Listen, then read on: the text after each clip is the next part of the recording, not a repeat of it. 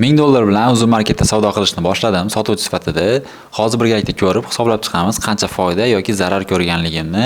Ishni tovar qidirishdan boshladim. Birinchi navbatda o'zimizni bozorlarga tushib turib, optim narxdagi tovarlarni qidirdim va xuddi o'sha tovarni uzun marketda necha puldan sotishayotganligini ko'rdim.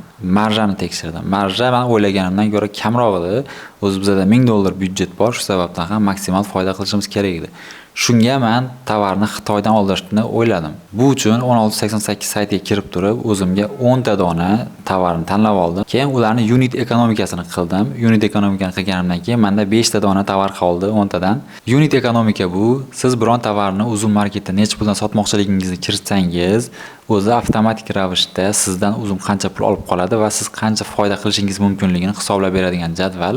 Bu jadvalni siz meni Telegramdagi 3-yo'l nomli kanalimdan topsangiz bo'ladi. Xo'p, bular deraza uchun setka, pashshaga qarshi, pashshacha bilan o'tkaziladigan narsa 300 ta dona, velosipedka 210 ta dona, cho'milish baloni 100 ta dona, zontik mashinaning laboviga. Bu mashinaning laboviga quyoshdan himoya qiladigan zontik 100 ta dona, espander qo'l mushaklari uchun 50 ta dona. Bu tovarlarni Xitoydagi tan narxi, Xitoy ichidagi narxi $600 bo'lgan. $400 pulni men o'zim yonimda olib qoldim. Buni kargo xarajati va do'kon ochish uchun ketadigan xarajatlar uchun. Endi uzun marketda do'kon ochishim kerak edi. Buning uchun menga YTT yoki MCZ kerak edi. Men YTT ochganman, ya'ni yakka tartibli tadbirkor. Bunda sizning soliqlaringiz arzonroq bo'ladi. Agar siz ham ochmoqchi bo'lsangiz, shuni tavsiya qilaman. YTT ochish uchun men nima rasxodlar qilganman? Ключ olganman o'sha paytda 30 ming so'mga. YTT ochish uchun 306 ming so'm rasxod qilgan ekanman. Keyingi navbatda sizga bankdan hisob raqami kerak bo'ladi.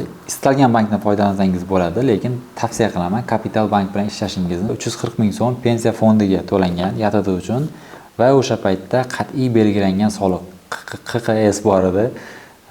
Xullas u 905 ming so'm pul to'laganman u uchun. Bu yerda meni barcha rasxodlarim 1.581 ming so'm pul bo'lgan. Va nihoyat men tovarlarim kargoda 20 kundagina yetib kelgan va uning kargo narxi 3.125 ming so'm bo'lgan.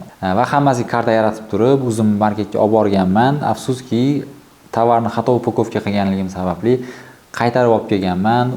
Qaytadan upakovka qilib, yana qaytadan olib borib berganman.